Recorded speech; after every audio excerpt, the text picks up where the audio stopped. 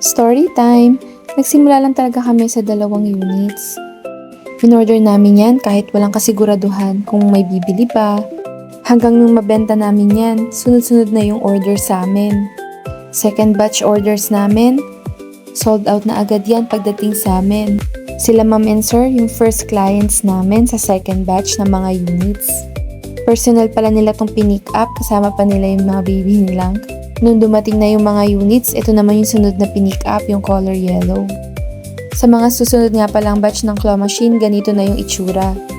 Flex ko lang din yung mga plushies natin na binibenta. 30 pesos yan kada isa.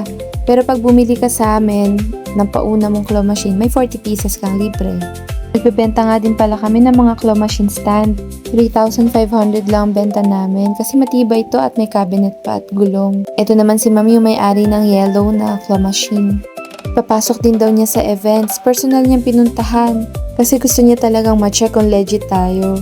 Ito naman si Kuya Lalamove yung maghahatid ng claw sa Batangas.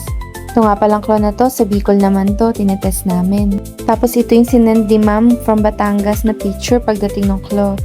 Ang galing lang kasi sa harap pala ng school yung nakapwesto yung tindahan nila. Ito naman, sending na tayo kay client from Albay kasi ready for pick up na ang kanyang machine. Kapatid niya nga pala yung nag-pick up. Nagulat ako kasi sedan yung mag-pick up. Kaya pinaalam ko kay ma'am kung okay lang ba sa kanya yan. Pwede naman naming ipaship sa LBC or sa mga bus. Okay lang naman daw sa kanya. Buti na lang binugbog ng bubble wrap yung packaging mismo ng machine. Kinakabahan nga ako habang nasa biyahe pero ito nag-send si ma'am ng proof na okay naman daw nung dumating. Sinet up niya na pala yan sa kanyang cafe. Kung magawi kayo dyan sa Cafe Lucran, itry nyo yung kanilang claw machine, additional din nilang attraction yan. Itong blue na nga na to yung last nating unit kaya nag-post na ako na sold out na.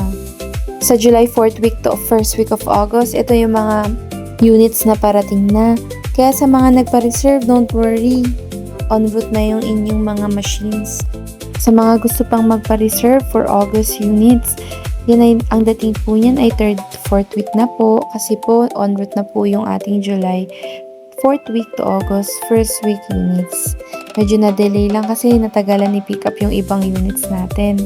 Ng June, PM nyo lang kami sa aming Facebook page at TikTok account para ma-line up namin kayo sa mga susunod pang darating na units. Sa mga clients namin at magiging clients pa sa mga susunod, nagpapasalamat kami sa tiwalang binigay nyo sa amin.